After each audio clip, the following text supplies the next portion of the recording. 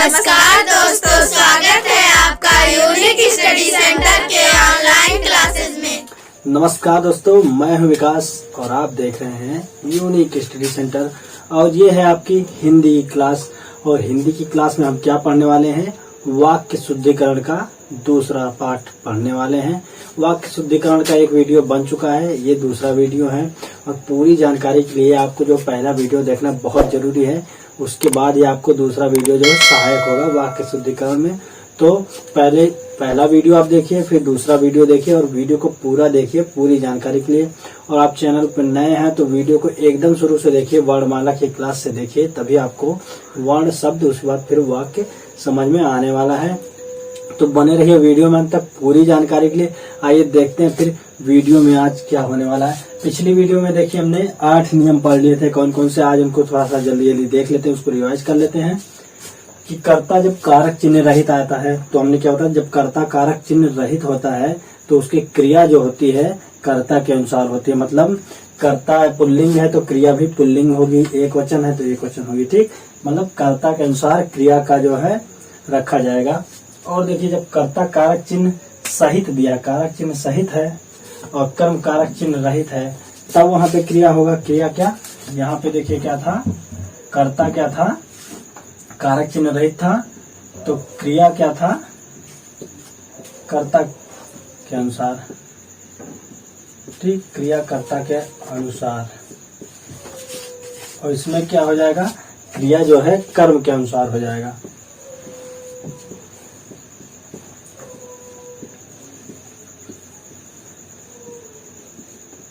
ठीक। अब इसमें देखिए क्या है, कर्ता व कर्म दोनों, जब कर्ता और कर्म दोनों के साथ कारक चिन्ह लगा होता है। इसमें क्या था, कर्ता जो है कारक चिन्ह नहीं था कर्ता में, इसमें जो है कर्ता कारक चिन्ह के साथ था और कर्म कारक चिन्ह रहित था।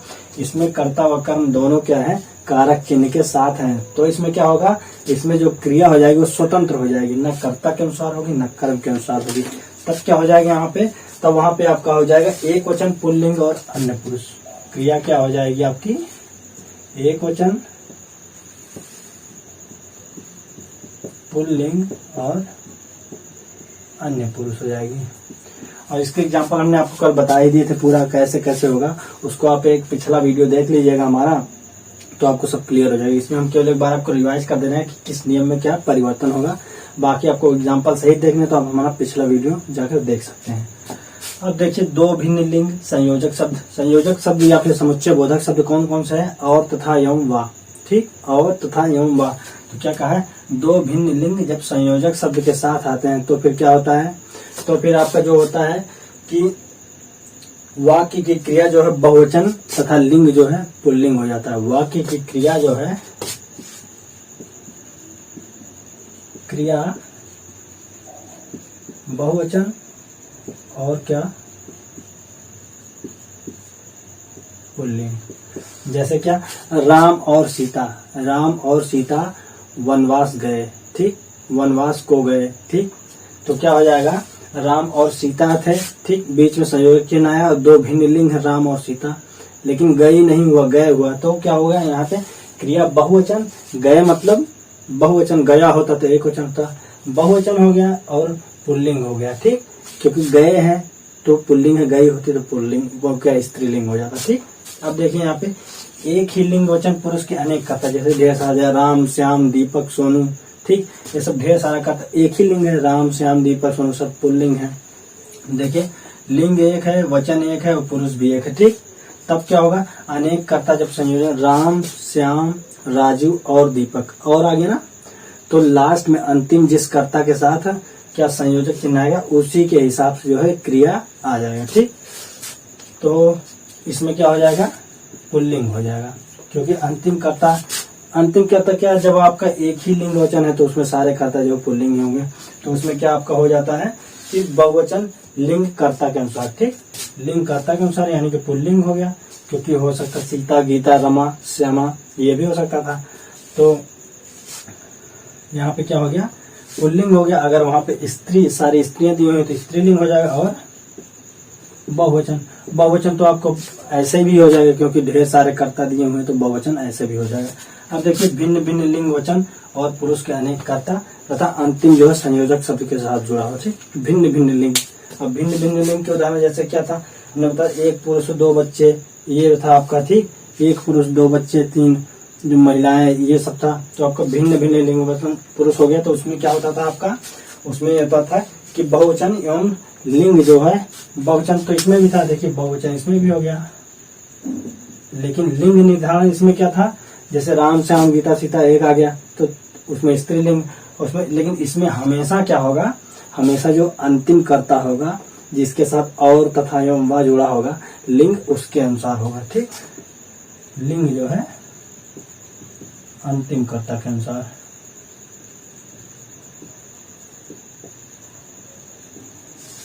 अब देखिए, अब यहाँ पे क्या दिया, अनेक कर्ता, अनेक कर्ता जो है या अथवा से जुड़े हों। ठीक, राम या श्याम, राम अथवा श्याम।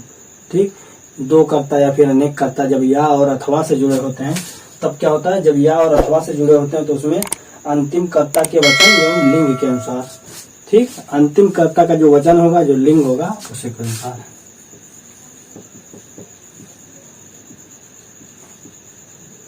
अंतिम कर्ता के वचन व लिंग के अनुसार क्रिया हो जाएगा। ठीक, और देखिए संज्ञा के बदले अगर कोई सर्वनाम आता है, ठीक, तो संज्ञा के बदले जब कोई सर्वनाम आता है तो संज्ञा जिस भी वचन में होगा, जिस भी लिंग में होगा, सर्वनाम भी उसी वचन और लिंग में आएगा। देखिए कल मैंने क्या बताया, यदि संज्ञा के बदले कोई सर्वनाम आता है तो उसमें भी वही लिंग और वचन होगा। ठीक, तो क्या हो जाएगा, संज्ञा के अनुसार लिंग वचन। ठीक, अब देखिए हमने 8 नियम पढ़ लिए थे, इसको हमने जल्दी से रिवाइज कर लिया। तो उम्मीद करते हैं आपको पूरा समझ में आ गया। अगर आप चैनल पे नए हैं, पहली बार देख रहे हैं, तो इसका पहला वीडियो देखिए, वहाँ पे एग्जाम्पल सहित आपको समझाया गया है, पूरा डिटेल में समझ में आ जाएगा। तो हम आगे बढ़ते हैं अब 9वें नियम की तरफ। आज का हमारा यहाँ से शुरू होता है।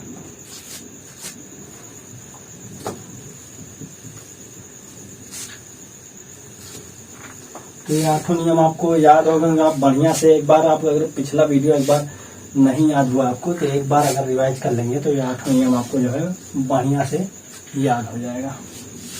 तो अब हम बढ़ते हैं क्या, 9वें नियम की तरफ।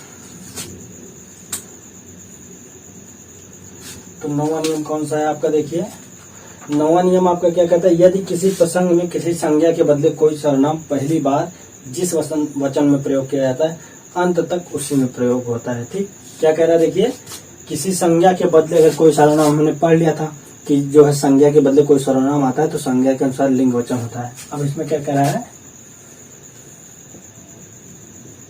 संज्ञा के बदले कोई सर्वनाम, संज्ञा के बदले अगर कोई सर्वनाम आया है, ठीक, तो क्या बोला है, संज्ञा के बदले कोई सर्वनाम आया है तो पहली बार जिस वचन में प्रयोग हुआ अंत तक उसी में प्रयोग होगा।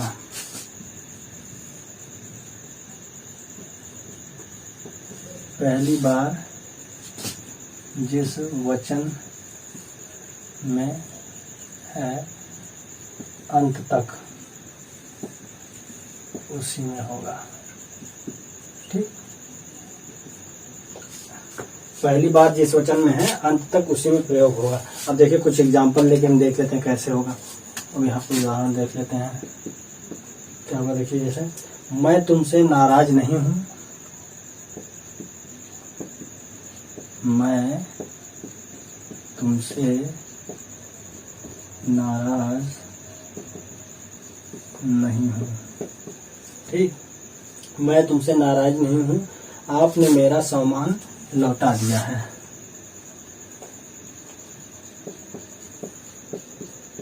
आपने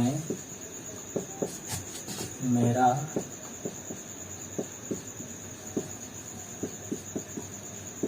सामान लौटा दिया है। मैं तुमसे नाराज नहीं हूं, आपने मेरा सामान लौटा दिया है। अब हम तुमको कभी परेशान नहीं करेंगे। अब हम तुमको कभी परेशान नहीं करेंगे। अब देखिए इसमें क्या होगा, अब इसमें क्या, मैं तुमसे नाराज नहीं हूं, मैं जो है आपका आ गया पहले, ठीक। ये आपका मैं जो है आपका आ गया, ये क्या है, एक वचन में है, ठीक। और तुमसे जो है आपका बहुवचन में। देखिए मैं क्या है, मैं जो आपका है एक वचन में है, और तुमसे जो है आपका बहुवचन में, ठीक। मैं तुमसे, अब यहाँ पर आपने आया है ना, तो देखिए मैं तुमसे नाराज नहीं हूँ, आपने मेरा सामान लौटा दिया है, तो यहाँ पे आपने नहीं होगा, यहाँ पे तुमने होगा, तुमने मेरा सामान लौटा दिया है, ठीक। तो ये क्या हो गया आपका, ये आपका गलत हो गया। यहाँ क्या होगा, तुमने मेरा सामान लौटा दिया है, अब हम तुमको, ठीक। अब यहाँ पे देखिए तुमको नहीं, किसी के सामने वाली बात, तो अब हम आपको कभी परेशान नहीं करेंगे। यहाँ तुमको हटा के क्या हो जाएगा, यहाँ हो जाएगा आपको, ठीक। अब हम आपको कभी परेशान नहीं करेंगे, ठीक। और यहाँ पे हम है ना, यहाँ पे हम नहीं होगा, यहाँ पे क्या हो जाएगा, क्योंकि यहाँ पे मैं का प्रयोग हुआ है, तो यहाँ पे हम हो नहीं सकता। क्यों, क्योंकि इसने कहा है कि जिसमें संज्ञा होगा उसी में उसका सर्वनाम होगा, ठीक।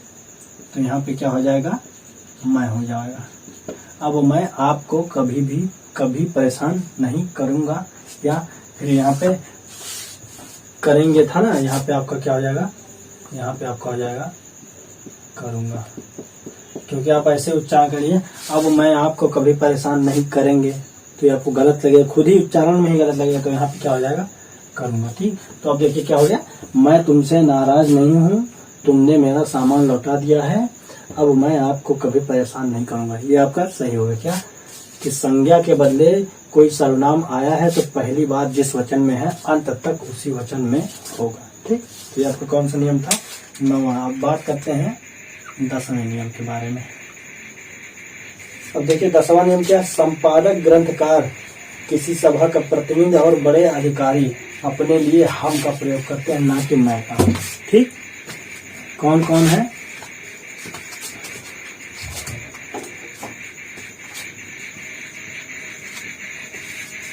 संपादक ग्रंथकार,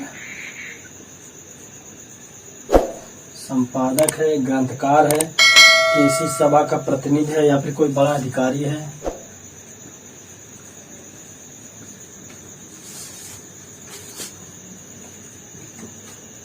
किसी सभा का प्रतिनिधि है, तो क्या, कोई संपादक है, ग्रंथकार है, बड़ा अधिकारी या किसी सभा का प्रतिनिधि है, तो वो क्या करता है, हमेशा अपने लिए हम का प्रयोग करता है, हमेशा अपने लिए हम का प्रयोग होता है, मैं का प्रयोग जो है नहीं करता है, ठीक। ये हम का प्रयोग हमेशा करता है, ठीक।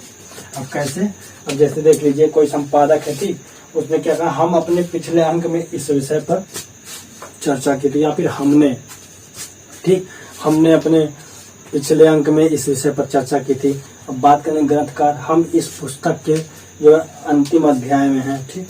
अब जैसे देख लीजिए,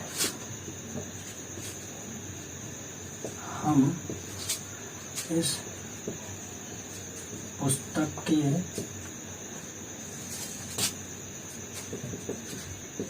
अंतिम अध्याय में है, ठीक। अब यही अगर कह देता कि मैं इस पुस्तक के अंतिम अध्याय में हूँ, तो गलत हो जाता ना। क्यों, क्योंकि मैं कह देगा तो केवल किसी एक पर्टिकुलर इंसान, हम बोलेगा तो लगेगा सामने वाला भी जो सुन रहा है उसके लिए भी, ठीक। तो क्या, हम इस पुस्तक के अंतिम अध्याय में हैं, ठीक। तो क्या बोला, तो ये किसके लिए, संपादक के लिए हो गया, ठीक। जो पहला बोला था ग्रंथकार के लिए हो गया, ठीक। अब बोल जैसे कोई अधिकारी है, हम अपने राज्य की सुरक्षा में पूरा ध्यान देंगे, ठीक। जैसे मोदी जी बोलते हैं ना, हम इस देश के बारे में सोचेंगे, हम इसके बारे में सोचेंगे, कभी ये नहीं मैं इसके बारे में, क्योंकि वो उसमें हम लगेगा तो मतलब हम सब मिलके उसके बारे में सोचेंगे, ठीक। तो यहाँ क्या बात होगी आपका, कि जो संपादक है, कोई ग्रंथकार है, बड़ा अधिकारी, या फिर कोई सभा का प्रतिनिधि है, जैसे चीफ मिनिस्टर है, प्राइम मिनिस्टर है, राष्ट्रपति है, तो ये सब क्या हम का प्रयोग करते हैं, ना कि मैं का प्रयोग करते हैं। अब बात करते हैं थोड़ा 10वां नियम हो गया आपका यहाँ पे, 9वां और 10वां नियम हो गया। अब बात करते हैं 11वें नियम की। तो हमने यहाँ पे 10 नियम जान लिए हैं, अब हम बात करेंगे 11वें नियम के बारे में। तो किसी 11वां क्या है देखिए, कोई आदरणीय व्यक्ति है, ठीक, कोई आदरणीय है या कोई महापुरुष है, ठीक, तो उनके लिए क्या होता है, आदरणीय है कोई महापुरुष, उनके लिए क्रिया हमेशा बहुवचन में। अगर कोई आदरणीय है कोई महापुरुष है तो क्रिया क्या होगा, हमेशा बहुवचन में आएगा, ठीक। अब उदाहरण की बात कर लेते हैं, जैसे मेरे पिताजी कल आएंगे, मेरे पिताजी कल आएंगे, ठीक, मेरे पिताजी कल आएंगे। यहाँ पे ये वाला खोल लीजिए, ठीक, मेरे पिताजी कल आएंगे। अब देखिए पिताजी क्या है, आदरणीय है, ठीक, हमारे लिए तो आदरणीय ही है, पिताजी हमारे लिए क्या है, आदरणीय है। तो इनके लिए क्या होगा, हमेशा जो बहुवचन में प्रयोग। आएगा जो है वो आपका जो है एक वचन में है, लेकिन आएंगे जो है आपका बहुवचन में हो गया। और आएंगे थोड़ा एक सम्मानीय शब्द भी लग रहा है, मेरे पिताजी कल आएंगे।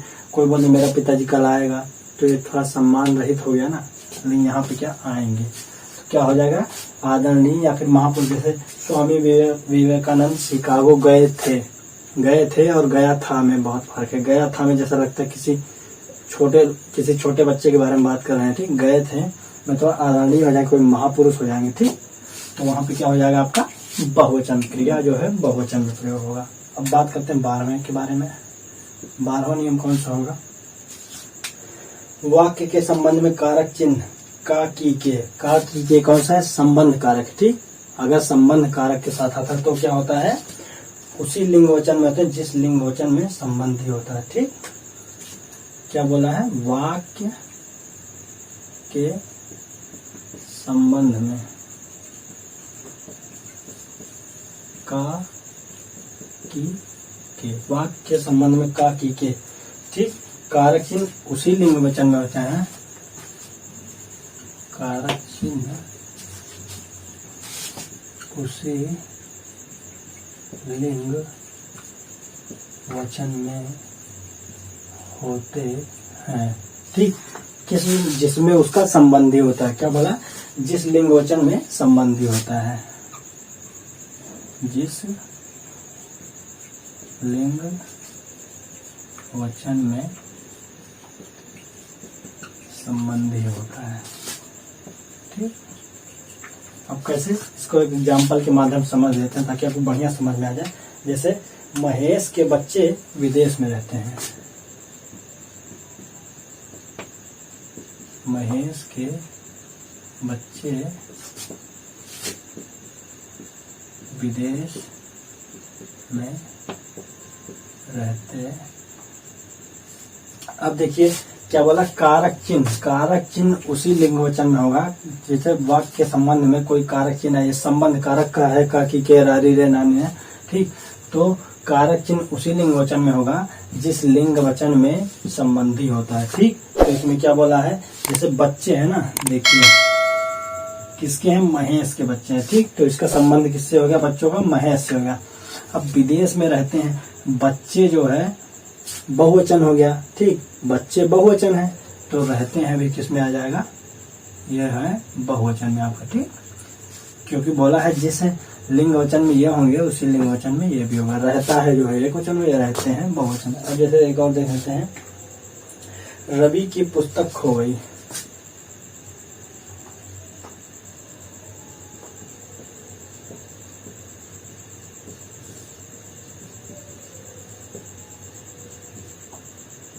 ठीक। अब देखिए पुस्तक जो है आपका किस में है, एक वचन में, तो ये भी किसका है, आपका एक वचन में। लेकिन पुस्तक क्या होता है, पुस्तक स्त्रीलिंग होता है, इसलिए ये भी क्या हो गया आपका स्त्रीलिंग, क्योंकि वो बोला है संबंधी, ठीक, जिस लिंग वचन में संबंधी होता है उसी लिंग वचन में वो भी आएगा, ठीक। तो पुस्तक एकवचन और जो है स्त्रीलिंग। ठीक, अब बात करते हैं क्या, अब बात करते हैं हम 13वें नियम के बारे में। ठीक, तो 12वें नियम तक आपको समझ में आ गया। बात करते हैं थोड़ा 13वें नियम के बारे में। 13वां नियम कौन सा हुआ? प्रश्नवाचक शब्द उसी के पहले होना चाहिए जिस विषय के लिए प्रश्न पूछा गया है। ठीक, देखिए 13वां ऐसे बता दे रहे हैं आपको, ये तो आपको समझ में आएगा। जैसे क्या लिखा है, तुम्हारे घर कौन व्यक्ति आया है, तुम्हारे घर कौन व्यक्ति आया है। और 14वां नियम देखिए, उसका भी एक समझ है, क्या तुम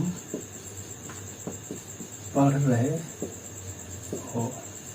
अब देखिए पहले में क्या कहा है 13वें में, प्रश्नवाचक शब्द उसी के पहले आएगा जिसके बारे में पूछा गया है। अब जैसे इसमें क्या, तुम्हारे घर कौन व्यक्ति आया है, तो उस व्यक्ति के बारे में पूछ रहा है ना, जो आया है, तो प्रश्नवाचक शब्द भी उसी के पहले आएगा ना।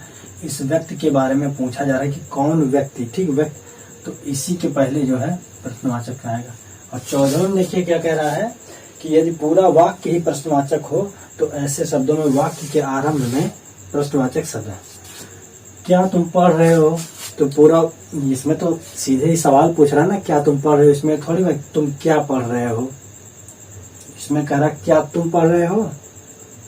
ठीक, इसमें अगर लिखा जाता तो तुम क्या पढ़ रहे हो, लेकिन इसके हिसाब से क्या हुआ, तो केवल पढ़ने के बारे में पूछता। इसमें पूरा वाक्य ही प्रश्नवाचक है, तो इसलिए क्या हुआ, प्रश्नवाचक शब्द जो है क्या वाक्य के शुरू में आया और अंतिम में दोनों में प्रश्नवाचक चिन्ह रहेगा। ठीक, ये आपका प्रश्नवाचक चिन्ह है। तो जब पूरा वाक्य ही प्रश्नवाचक होगा तो प्रश्नवाचक शब्द सबसे पहले आएगा, लेकिन जब जो है किसी एक पर्टिकुलर चीज के बारे में पूछा जाएगा तो उसके पहले आ जाएगा प्रश्नवाचक शब्द। ठीक, तो आपका 2 ये प्रश्नवाचक से होगा। अब देखिए 15वां और देख लेते हैं, प्रश्नवाचक के बारे में एक और देख लेते हैं। प्रश्न शब्द के साथ करना क्रिया का प्रयोग होना चाहिए, पूछना क्रिया का नहीं। मतलब देखिए, शिक्षक ने छात्रों से प्रश्न पूछा। ठीक, शिक्षक ने छात्रों से प्रश्न पूछा, लेकिन अब देखिए इसमें क्या हुआ, शिक्षक ने छात्रों से प्रश्न पूछा। अभी हमने क्या बताया कि जब कभी प्रश्न का बात आता है, किसी वाक्य में प्रश्न का बात आता है, तो वहां पूछना नहीं, वहां करना होता है। तो यहाँ पे क्या हो जाएगा, शिक्षक ने छात्रों से प्रश्न, यहाँ पे पूछा नहीं होगा, यहाँ पे हो जाएगा शिक्षक ने छात्रों से प्रश्न किया। ठीक, यहाँ पे आपका ये हो जाएगा, शिक्षक ने छात्रों से, इसकी जगह पे क्या हो जाएगा, प्रश्न किया। ये आपका गलत होगा। ठीक, और देखिए क्या बोला है कि वाक्य में सार्थक पदों का प्रयोग होना चाहिए, ना कि निरर्थक पदों। अब सार्थक पदों के बारे में 16वां की बात करें, वाक्य में सार्थक पदों का प्रयोग। ठीक,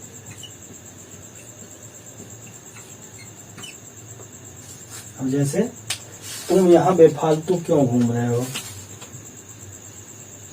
तुम यहाँ बेफालतू क्यों घूम रहे हो। ठीक, अब देखिए यहाँ पे क्या कह रहा है, तुम यहाँ बेफालतू क्यों घूम रहे हो। अब ये जो बेफालतू शब्द है ना, ये तो आपके लिए पॉजिटिव बन गया, क्योंकि फालतू तो निगेटिव है, लेकिन बेफालतू लग जाएगा तो पॉजिटिव हो जाएगा। ठीक, तो यहाँ पे क्या होना चाहिए, ये गलत है, इसकी जगह पे क्या होना चाहिए, तुम यहाँ फालतू क्यों घूम रहे हो। ठीक, बेफालतू का देगा तो उसका अलग हो जाएगा, फालतू का विलोम बेफालतू हो जाएगा। ठीक, तो यहाँ पे क्या हो जाएगा कि तुम यहाँ फालतू क्यों घूम रहे हो। वही कहा गया, वाक्य में हमेशा सार्थक पदों का प्रयोग होना चाहिए। ठीक, जिसका कोई सार्थक मतलब निकले। और देखिए वाक्य में एक भाव के लिए एक ही शब्द होना है, सबसे बड़ी बात। ये एग्जाम पॉइंट ऑफ व्यू से बहुत इंपॉर्टेंट है। क्या, वाक्य में हमेशा एक भाव के लिए एक ही शब्द का प्रयोग। 17वां, वाक्य में एक भाव के लिए एक शब्द।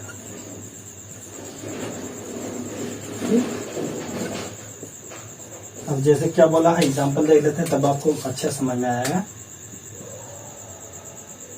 वह घर वापस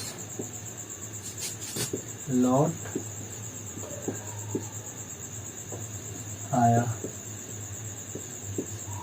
और देखिए वह घर वापस लौट आया, ठीक, वह घर वापस लौट आया, इसके साथ सहायक क्रिया भी लगा दें, वह घर वापस लौट आया है। अब देखिए इसमें वह घर वापस आया है, ठीक है, वह घर लौट आया है तो भी ठीक है। तो क्या इन दोनों का मतलब क्या है, इन दोनों का मतलब क्या है, समान मतलब है, ठीक, इन दोनों का समान मतलब है। तो या तो ये होगा या तो ये होगा, कोई एक यूज होगा, ठीक। तो इन सबकी जगह पे क्या होगा, या तो वापस यूज कर लो, वह घर वापस आया है, या फिर लौट, वह घर लौट आया है, ठीक, कोई एक यूज होगा, इनके यहाँ कोई एक, वही कहा ना वाक्य में एक भाव के लिए एक शब्द, ना कि दो शब्द का प्रयोग होना चाहिए, ठीक। तो यहाँ आपके 17 नियम हो गए। अब 18वें की बात करेंगे, ठीक। तो ये 17 नियम आपके हो चुके हैं। अब हम बात करेंगे क्या, 18वें नियम के बारे में।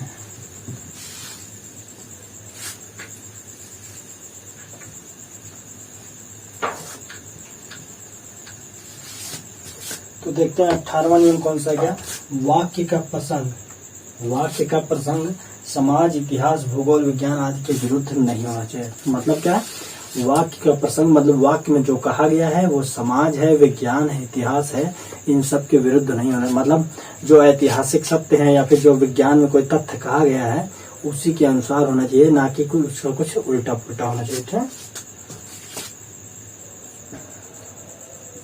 क्या है, वाक्य का प्रसंग विज्ञान, इतिहास व भूगोल के विरुद्ध नहीं होना चाहिए।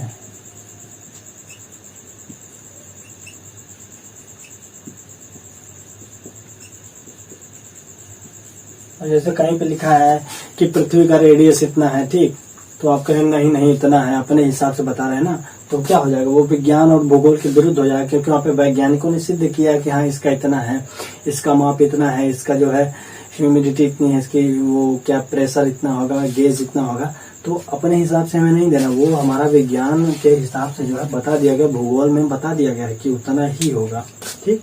तो अगर उसके खिलाफ आप देंगे तो वह उसके विरुद्ध हो जाएगा। जैसे हम बता दें, जैसे कर्ण द्वारका के राजा थे, ठीक, जैसे एक हो गया कि कर्ण द्वारका के राजा थे। अब इसके लिए आपको इतिहास भूगोल की भी जानकारी होनी चाहिए ना, कर्ण द्वारका के, अब आपको पता होगा कि द्वारका का राजा कौन होगा, तभी तो आप बता पाएंगे कर्ण द्वारका का राजा था या नहीं। तो यहाँ पे क्या, हम सभी लोग जानते हैं कृष्ण जो है, कृष्ण जी जो है, भगवान कृष्ण जो है द्वारका के राजा थे, ठीक। तो यहाँ पे क्या हो जाएगा, ये इतिहास के विरुद्ध हो जाएगा, क्योंकि इतिहास में बताया गया है कि कृष्ण भगवान जो है द्वारका के राजा थे। कर्ण कहाँ का राजा था, कर्ण जो है अंग देश का राजा था, ठीक। कर्ण जो है वो अंग देश का राजा था, इसीलिए उसको क्या बोलते थे, अंगराज कर्ण, ठीक। उसको क्या बुलाया जाता था, अंगराज कर्ण, अंग देश का वह राजा था, ठीक। और जैसे क्या हो गया आपका, सामाजिक कुरीतियों का एकमात्र कारण अज्ञानता है, ठीक। सामाजिक कुरीतियों का एकमात्र हमेशा साथ में नहीं आ सकते, ठीक। एक हो गया, मात्र हो गया।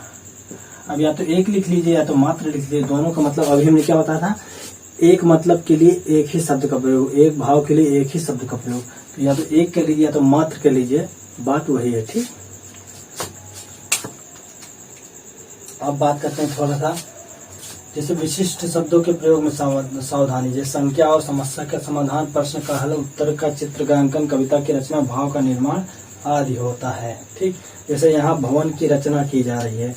ठीक, कभी भवन की रचना नहीं होती है, भवन का निर्माण होता है। ठीक, गद्यांश की रचना होती है, पद्यांश की रचना होती है। ठीक, लेकिन भवन का क्या होता है, निर्माण होता है। ठीक, तो ये भी आप समझिए। और जैसे देखिए कुछ शब्दों के साथ सही क्रिया का प्रयोग करना चाहिए, जैसे स्पष्टीकरण देना, प्रश्न करना, पत्र भेजना, श्रद्धा रखना आदि। जैसे आप अपनी बात का स्पष्टीकरण करो, कभी स्पष्टीकरण करना नहीं आता है, स्पष्टीकरण दिया जाता है। जैसे किसी के ऊपर इंक्वायरी बैठती है, कोई गलत कर, जैसे कोई पुलिस वाला है ना, कुछ गलत कर देता है तो उसके ऊपर इंक्वायरी बैठती है, तो उससे स्पष्टीकरण मांगा जाता है और वो स्पष्टीकरण देता है, ना कि करता है। ठीक, तो स्पष्टीकरण जो होता है या फिर प्रश्न होता है वो सब दिया जाता है। ठीक, और बात कर लेते हैं। जैसे देखिए आपका, यदि वाक्य में संज्ञा और सर्वनाम दोनों एक साथ आए हो तो वाक्य में संज्ञा सर्वप्रथम आती है, उसके बाद सर्वनाम आता है। जैसे शिकारी ने उस पर गोली चलाई किंतु शेर बच निकला।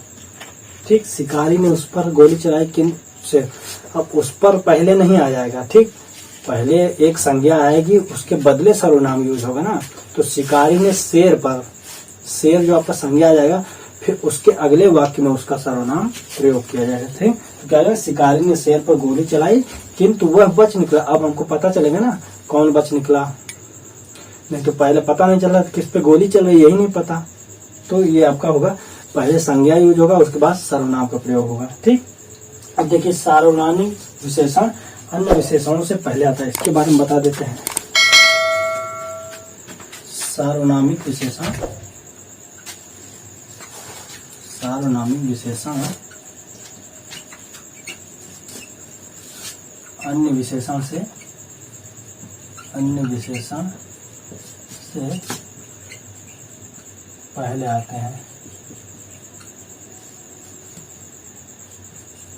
अब जैसे देखिए क्या, जैसे मेरा भाई बहुत मोटा है। ठीक, मेरा भाई बहुत मोटा है।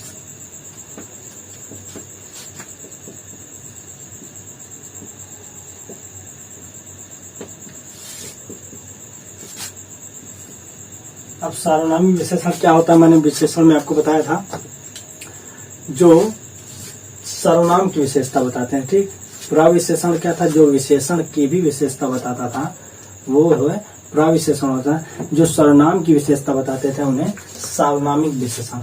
अब देखिए बहुत मोटा है, मेरा भाई बहुत मोटा है। ठीक, तो इसमें क्या होता है, मेरा भाई बहुत मोटा है। कोई अच्छी सी पुस्तक ले लो। ठीक, तो इसमें क्या क्या है, सर्वनामिक विशेषण अन्य विशेषणों से पहले आते हैं। ठीक, तो मेरा भाई तो था, लेकिन किसका, मेरा, तो मतलब एक मेरे भाई की विशेषता बताई। भाई तो किसी का भी होता, लेकिन इसमें क्या बोला है कि मेरा भाई। ठीक, तो उसमें एक सार्वनामिक विशेषण आ गया कि हाँ मेरा भाई है। ठीक, तो आपका यहाँ पे सार्वनामिक विशेषण हो गया।